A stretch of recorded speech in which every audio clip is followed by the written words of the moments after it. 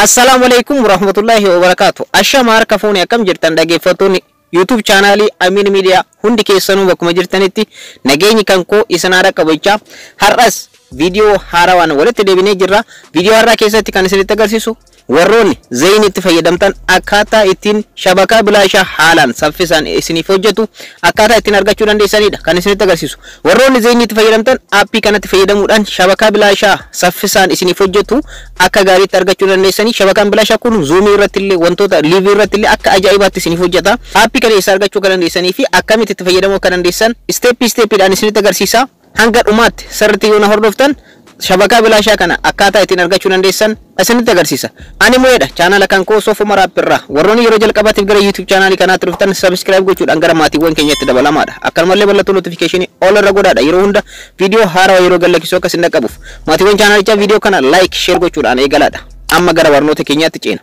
Jalqaba aappii kana eessa argachuu akka dandeessan isinitti agarsiisu. Aappii kana salphamatti akka argatanii bakka video kanatti gallakkisu description jalallee linkii isaa isiniif kaa'ee jira. Garuu salphamatti Play Store irraallee argachuu ni dandeessanii. Play Store irra ni seentu. Egaa bakka search bar kanarratti click gochuudhaan akka screen irratti isiniif barreesse kanarratti barreessitanii kapitaaliidhaan T C P jettanii ergasii immoo custom jettanii barreessitu. Ergasii isa jalqaba irratti argamu kanarratti click gootan. Aappicha akkuma asirratti argartan isa kanadha jechuudha. Icon isaallee ilaaluun dagatinaadha. TCP custom ka jedhu kanarratti isa kana install gootanii gara bilbila keessanitti ni buufattu.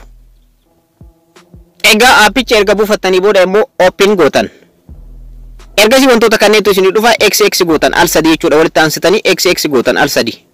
Egaa aappichi keessa yeroo seentan kana fakkaata. Asirratti dhaggeeffattoota kan koo step isaa sirriitti akka dogongorreef sirriitti na hordofaadha. Yeroo jalqabaatiif yeroo seentan haala kanaan isinii dhufa. Akka tasaa password qaba. Aappiin kun password isaallee akkamitti guutuu akka dandeessanii fi akkamitti akka itti fayyadamtan isinitti agarsiisa. Asirratti use cloud ka jettu kana isa kanarratti saanduqa kanarratti right gootu. Ergasii immoo password isin gaafata. Password amma screen irratti isiniif barreesse kana itti guutan jechuudha. Bifa screen irratti isiniif barreesse kanatti zeenetanii KSA tani haala kanaan guutan jechuudha. Koodii kana indagatinaadha screen irratti isiniif barreessee jira cinaa irratti isa kana itti guutan. Ergasii immoo confirm ka jettu jirti. Confirm ka jettu kanarratti click gootan.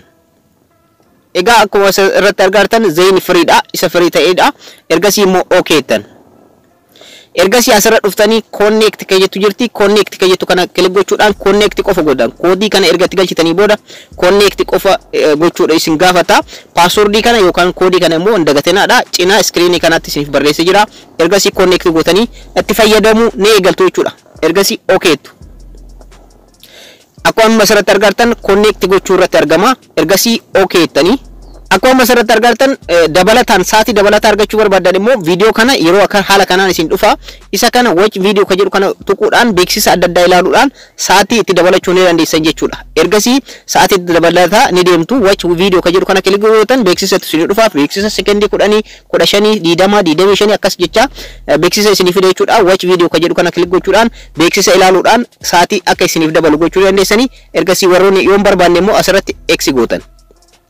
Egaa akkuma asirratti argartan saatii hammanaanaaf kennee jira connect ta'ee jira jechuudha. Haala kanaan itti fayyadamuu ni dandeessan jechuudha.